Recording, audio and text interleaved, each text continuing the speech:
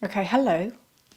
So I'm going to do another video based on how your body is listening literature, based on the moves for the Sacral Chakra, which is basically an energy centre that's found in the middle, above the tailbone, in between the belly button and the tailbone.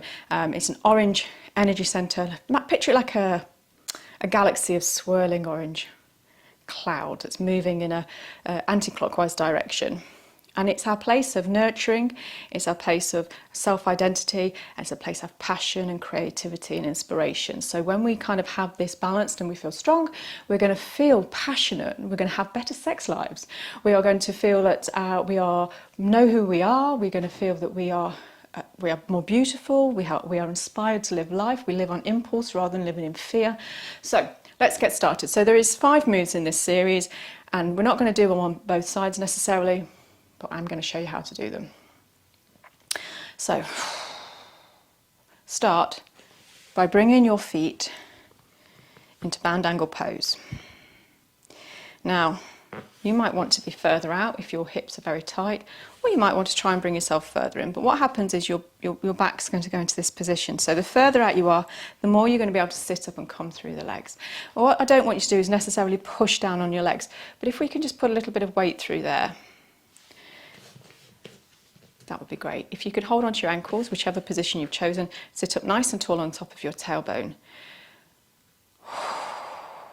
Now, sometimes if you're in this position, I don't really advocate trying to push anything down, but sometimes if you want to put a little bit of weight on, you can bring your hands together if you're up here, and you can just, a little bit of movement is going to be nice. But the best thing to do is, you will find that if you've got lower back problems and your glutes don't switch on properly, these muscles will be quite tight and you'll struggle. So getting to activate the glutes, which can be found in a different video, is always going to be good for opening up the hips here and releasing the lower back. Sit up nice and tall. Now take a breath in.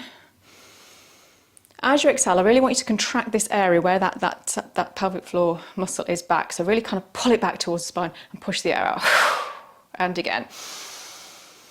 Pull it back. And again. Pull it back. And this time we're going to pant the air out. So big deep breath in. Keep little contractions. And again, try and do 8 at a time. And back. And it is a contraction here that you're pulling. So get big deep breath in. And again.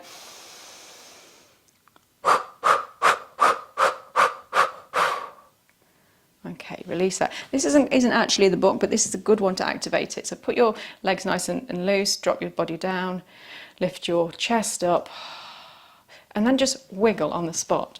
So the muscles that you have to use to get your body wiggling, shoulders not really moving, it's what's happening all the way through your belly button down towards your tailbone. Kind of get that moving, get your whole body moving. It's going to invigorate your whole body, it's going to invigorate your spine, but it's really going to activate these, both the root and the sacral chakra, which kind of work in tandem with each other. So if we can just keep that going, and it's going to feel a little bit uncomfortable. Keep contracting your tummy muscles in, so you're going to feel that kind of move through the body. Those muscles are going to get really kind of tired. Big deep breath in and out. You're just going to move it here because your legs are going to get weak, but try and take it back down to your hips. Doesn't matter if anyone's looking at you. You're going to feel great after this, so it doesn't really matter. And relax. Oh, you might feel a bit tingly all over into your legs. It's going to feel quite nice. Okay, we're going to go into boat pose. So this is quite grounding for the body.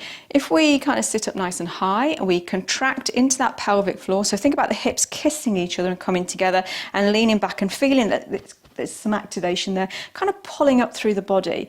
So imagine you're kind of contracting all the muscles all underneath the carriage of the body up in towards the spine, towards the back of the spine. And hold here. Now you can stay here because there's quite a lot of activity happening already here. If you can though, you're going to lift your feet off the ground and reach your hands out in front of you. Now if you want to do one leg at a time, you can, but this isn't necessarily about your core ability. This is about activating that sacral chakra. So let's take a nice big deep breath in. Exhale, really contract through that point back. And again. and contract. And one last time. And exhale. Bring your feet down, come up, release those hip muscles. Just let your body have some movement. Oh, that feels nice. Okay, next move. Let's bring the feet together. I find this move is not very attractive as such, but it's a very useful move. So I'm going to hold on to the toes. I like to hold on to the toes by putting my fingers into little guns and coming over the big toes. Now, you can hold on to your feet or your ankles here. You don't have to follow me with the toes. I just like it. And also, because by bringing the toes in here, we're kind of transferring energy through the body. We're helping with clarity of the mind. So let's just see if we can pull the feet back. Feel your muscles activate here, become very strong. If you can, you're going to lift your feet off the ground. If you can't, leave your feet down, but just leaning back. Alternatively, you can get a blocker or a cushion and place your feet on there and lean back. And you're going to be challenged. You're going to feel that these muscles are having to really work to kind of keep that stability. Kind of stay here in this position if you feel you can. Now, if you are a little bit more experienced and you want to go further, you are going to take your feet out to the side. And if you are looking for a really more challenging, deeper experience, you're going to allow yourself to sway. Now, here's the thing. If you're a bit unbalanced and not comfortable with this, if there's something behind you that you're going to hit your head on, just move out of the way. But the reason why this is good is because it's a bit like we're floating on a boat, and this sacral chakra is all to do with water, the element of water. It's very fluid. You're finding your balance through yourself. You don't have to be here. You can keep coming down and resting. I just like being up here, and I find it quite challenging. You're going to find the inner sides of your legs are going to start to ache a little bit. You can always bend your knees and then release. Oh, well done, because all three of those moves are pretty tough. Okay. Oh, so we're not quite finished yet. Everything's going to be burning. But this is where we want the activity to be happening. This is where our sacral chakra is. It is very much directly linked to the solar plexus and the root chakra. So we're going to feel stronger in ourselves, and we're going to feel more energy. We're going to have better willpower. We're going to let go of fear. Very, very, very useful. Okay, so pigeon pose is not everybody's favourite. So we've got different alternatives. I'm going to teach you the soft alternative. I think that's the best thing to do first. So, come down on the mat. Oh. So the first alternative is just let your leg drop. Bring your knee in towards your chest. And just feel it squeeze. You can reach across the body onto your ankle and just gently pull that ankle towards the opposite shoulder, and you'll instantly feel this area of the body kind of open up, and you can contract back. So the thing is, in this position, you can push your belly button down towards the ground here. Feel that activate. Keep breathing in and exhaling. Another alternative is to place your foot flat on the ground and place your other foot in the hip joint. Try not to put it on your knee because it'll affect your hip in a different way. Place it on the hip joint and then lift your knee up and reach in for your knee and give yourself a little pull and feel that open. Again, you can hold on the back of the knee if you wish. It's a nice feeling. To be honest, I could just stay here a bit longer. I find this very, very peaceful, very, very calming move. And then release. You can breathe for a few times in each position. You can hold it for as long as you want. You can keep going back to them. You can double up on the moves. This is just to show you ideas. So with a full pigeon pose, which is where your weight, the reason we lay on the back there is because our weight wasn't falling through our leg and we had more control. This way is slightly different because we're going to be using our body weight to achieve the stretch. So we're going to move the knee forward that we'd wish to work with, and we're going to walk that foot inwards. Now here's the thing, try not to put too much strain in the lower back as you're up. we want to try and keep the hip bones level from the mat on either side. So if you're rocking down to try and get down, but your hip bone's lifted, then you're in the wrong position and you're not kind of achieving the opening that we need. So you can always use a block. Except we do it from this way so you can see the block movement. Do you know, I watch so many yoga videos and they're so graceful, and here's me throwing myself about. Never mind. It's just my style. Let's just bring that out again. So what we can do is we can pop the block underneath the bottom, and then we're up nice and high and the hips are level, and then we can come forward and drop our weight down. Now here's the thing, if you're down and you want to go further down, you're going to walk your leg back and you can move the block out of the way. But we don't want to be necessarily rocking and sitting on one side like we just stated. So what you can do in this position is have a little sway from side to side through your hips and find where the middle point is, whether you're on the block or not. Find where your middle point is through the hips, and then when you've done that, reach down and let the body sink down.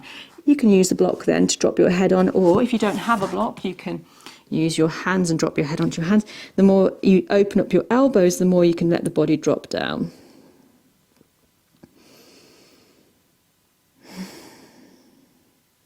And just going to, again, I find this quite a peaceful pose. So breathe all the way into the depth of your being, and then as you exhale, just see if you can just gently pull those tummy muscles back. Not massively, we're not trying to really kind of activate forcefully. It's just a little bit of a contraction. So let's do some breathing with that. Big deep breath in. Let's do a little bit of pulsing with the breath. And again.